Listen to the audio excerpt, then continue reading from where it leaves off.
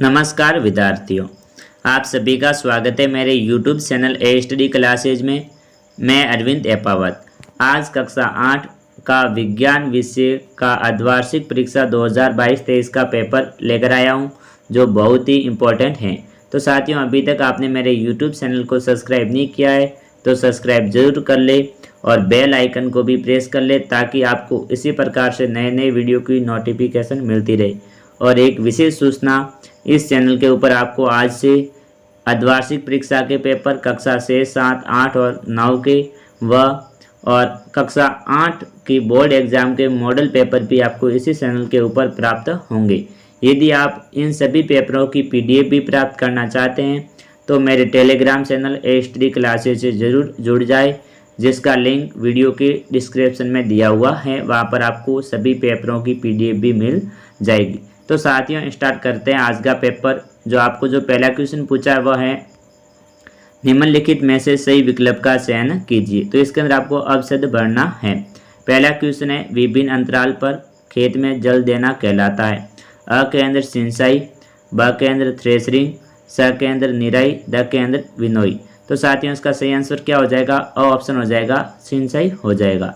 अगला क्वेश्चन पूछा है, गेहूं की रांट नामक रोग का कारक है। तो साथियों, जो गेहूं में रांट नामक रोग होता है उसका कारक कौन सा है वो बताना है।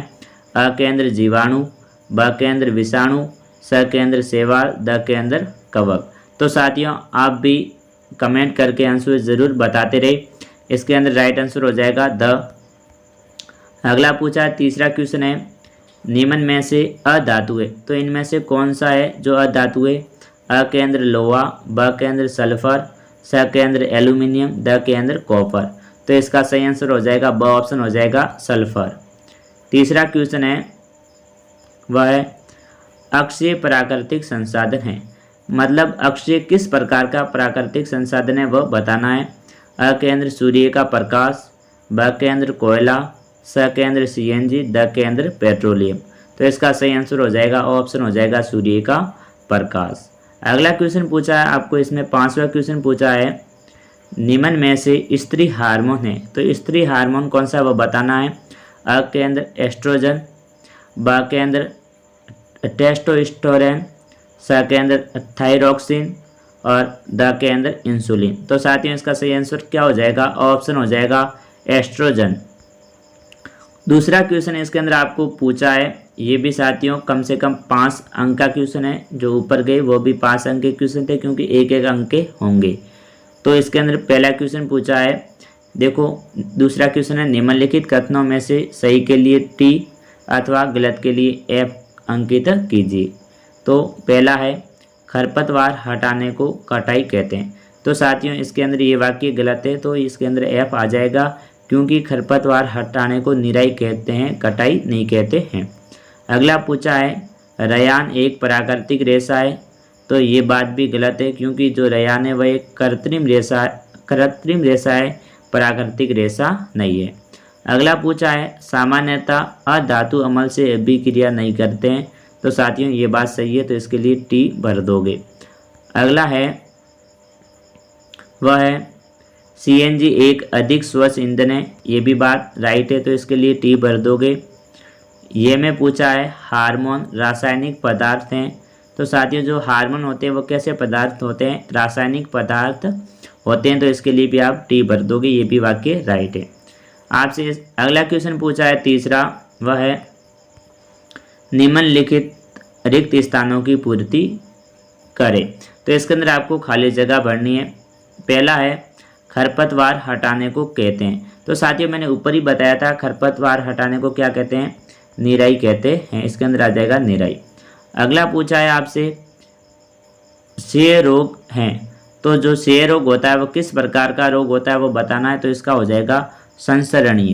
कैसा रोग होता है? संसरणीय रोग होता है। अगला पूछा है आपसे, आयरन जल से अभिक्रिया करते हैं। तो साथियों, जो आयरन है वो जल से कैसी अभिक्रिया करते हैं? धीमी अभिक्रिया करते हैं। तो इस खाली जगह के अंदर आ जाएगा धीमी अभिक्रिया। अगला पूछा है, जो पदार्थ वायु में जलते हैं कहलाते हैं। तो साथियों, जो पदार्थ वायु में जलते हैं वो क्या कहलाते हैं? दाह्य पदार्थ कहलाते हैं। कैसे? दाह्य पदार्थ। ये हो जाएगा दाह पदार्थ। ये में पूछा है केंद्रक और कोशिका द्रव्य को अलग करती है, तो केंद्रक और कोशिका द्रव को अलग कौन करती है, तो कोशिका झिल्ली है। कौन करती है, कोशिका झिल्ली। तो इसके अंदर खाली जगह के अंदर आपको भर देना कोशिका झिल्ली आ जाएगा। देखते हैं अगला क्वेश्चन पूछा है आपसे, चौथा क्वेश्चन है, वो पूछा है कॉलम ए में दिए गए शब्दों का मिलान कॉलम बी से कीजिए। तो इसके अंदर आपको मिलान करना है। पहला क्वेश्चन पूछा है अ के अंदर टेस्टोस्टेरोन, तो साथियों ये एक प्रकार का हार्मोन है जो पुरुषों में पाया जाता है, तो इसका मिलान हो जाएगा वर्षण से। ब में पूछा है एस्ट्रोजन, तो साथियों एस्ट्रोजन है वो स्त्रियों के अंदर हार्मोन पाया जाता है, इसका मिलान हो जाएगा अंडाशय से हो जाएगा। अगला स के अंदर पूछा है थायरॉक्सिन, तो साथियों ये थायरॉक्सिन जो हार्मोन होता है वह थायराइड ग्रंथि से स्रावित होता है, तो इसको थायराइड ग्रंथि से मिला देना ऊपर वाली से।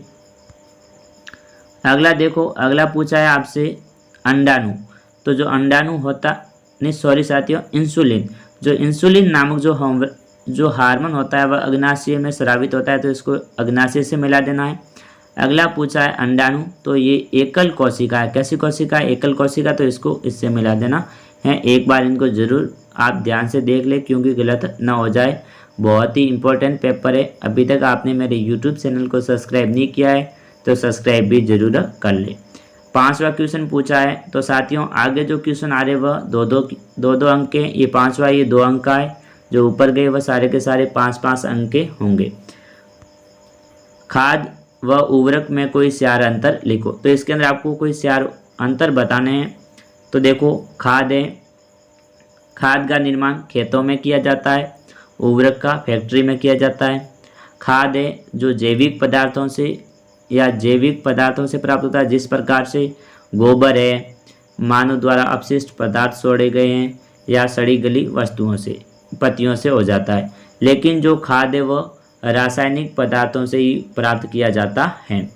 फिर खाद खेतों में बनाई जाती है और उर्वरक व फैक्ट्रियों में भी बनाई जाती है। खाद में पादप पोषक तुलनात्मक रूप से कम होते हैं और उर्वरक में पादप पोषक में नाइट्रोजन होता है, फास्फोरस होता है, जिनकी मात्रा सबसे अधिक होती है, जिससे भूमि को बहुत ही हानि पहुंचती है। अगला क्वेश्चन पूछा है आपसे, छठा है थर्मोस्टेटिक प्लास्टिक किसे कहते हैं, इसके 2 उदाहरण भी दीजिए। तो साथियों मैं बता देता हूँ, जो है ना थर्मोस्टेटिक प्लास्टिक किसे कहते हैं, ऐसा प्लास्टिक जिसे गलाकर किसी एक ढांचे में डाल दिया जाता है, फिर उसे दूसरे ढांचे में डालना असंभव हो जाए, उसे थर्मोस्टेटिक प्लास्टिक कहते हैं। देखो अगला क्वेश्चन पूछा है आपसे, इसके अंदर 7वां क्वेश्चन पूछा है, वह है आघात वदनीयता तथा तन्यता में अंतर बताइए। तो साथियों इसके अंदर आपको आघात वदनीयता एवं जो तन्यता है उन दोनों के अंदर अंतर स्पष्ट करना है। तो मैं आपको इनकी परिभाषा लिखनी है, मतलब तो मैं आपको बता देता हूँ। आघात वदनीयता किसे कहते हैं, किसी पदार्थ की दबाव या आघात पड़ने पर बिना टूटे आकार बदल लेने की क्षमता को आघात वदनीयता कहते हैं। उसी प्रकार से तन्यता किसे कहेंगे, किसी ठोस पदार्थ की तनाव डालने पर खींचकर आकार बदल लेने की क्षमता को क्या बोलते हैं, तन्यता बोलते हैं। इसी प्रकार से अगला क्वेश्चन पूछा है आपसे, जीव मंडल से आप क्या समझते हैं। इसका मतलब है साथियों, जीव मंडल का मतलब है जैव मंडल। तो साथियों ये क्वेश्चन है, ये कम से कम आपका 3 अंक का होगा। जो जैव मंडल किसे कहते हैं उसके बारे में आपको विस्तार से बताना है। तो मैं आपको सिर्फ जीव मंडल की परिभाषा बता देता हूँ, बाकी आपको अपनी किताब में से ढूंढ के पूरा याद करना है। ये पृथ्वी का वह भाग है जिसमें सजीव पाए जाते हैं अथवा जो जीवन यापन योग्य हैं उसे क्या कहते हैं, जैव मंडल कहते हैं, जहाँ पर जीव उत्पन्न होना संभव हो। अगला क्वेश्चन पूछा है आपसे, 9वां क्वेश्चन है, वह है मानव तंत्रिका कोशिका का रेखा चित्र बनाइए तथा तंत्रिका कोशिका द्वारा क्या कार्य किया जाता है वह लिखिए। तो साथियों इसके अंदर ये क्वेश्चन है, ये आपका कम से कम 5 अंक का होगा, निबंधात्मक में आएंगे, क्योंकि सबसे पहले इसके अंदर आपको मानव तंत्रिका कोशिका का चित्र बनाना है, फिर उसका कार्य लिखना है। तो मैं आपको कार्य बता देता हूँ मानव तंत्रिका कोशिका का। तो साथियों जो मानव तंत्रिका कोशिका होती है वह क्या करती है, हमारे शरीर के अंदर संदेश प्राप्त करके उसका स्थानांतरण करती है। जिस प्रकार से हमारे कहीं पर भी चोट आती है तो जिसका है ना हमें पता हमारे दिमाग तक ये है ना ये तंत्रिका कोशिका ही हमको पता करती है, हमें पता चलता है। फिर जो हमारे है ना पूरे शरीर का जो है ना निरंतर होता है वो हमारा दिमाग करता है। तो यहाँ से जो संदेश है वो हमारे डायरेक्ट माइंड में जाता है और माइंड फिर पता चलता है हमें। तो ये किसका कार्य है? तंत्रिका कोशिका का है, जिसके द्वारा ये शरीर में निरंतर और समन्वय का कार्य भी करती है। अगला क्वेश्चन पूछा है 8वां, ऋतु स्त्राव क्या है, वर्णन कीजिए। तो साथियों ऋतु स्त्राव क्या है? यदि अंडाणु का निषेचन नहीं हो पाता है तब उस स्थिति में अंडाणु तथा गर्भाशय का मोटा स्तर उसकी रुधिर वाहिका सहित निस्तारित हो जाता है। इससे स्त्रियों में रक्तस्राव हो जाता है, उसे ऋतुस्राव कहते हैं।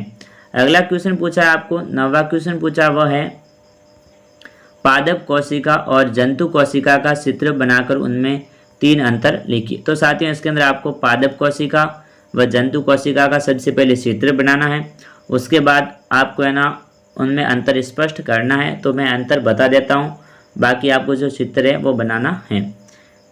तो देखो जो पादप कोशिका होती है उसके अंदर केंद्रक झिल्ली पाई जाती है, जो जंतु कोशिका होती है उसमें भी केंद्रक झिल्ली पाई जाती है। अब जो पादप कोशिका होती है उसके अंदर कोशिका द्रव्य पाया जाता है और जंतु कोशिका में भी जो है कोशिका द्रव्य पाया जाता है। लेकिन जो पादप कोशिका होती है उसमें प्लास्टिड पाया जाता है, लेकिन जंतु कोशिका में प्लास्टिड नहीं पाया जाता है। इस प्रकार से आपको इनमें अंतर स्पष्ट करना है, थोड़ा सा विस्तार से लिखना है। अगला क्वेश्चन है जो लास्ट क्वेश्चन है साथियों 10वां, सिंचाई किसे कहते हैं? जल संरक्षित करने वाली सिंचाई की 2 विधियों का वर्णन कीजिए। तो साथियों सिंचाई किसे कहते हैं?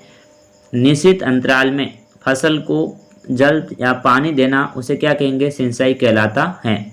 अब सिंचाई की 2 विधियां आप सभी को पता है, एक तो होती है छिड़काव तंत्र और दूसरा होता है ड्रिप तंत्र।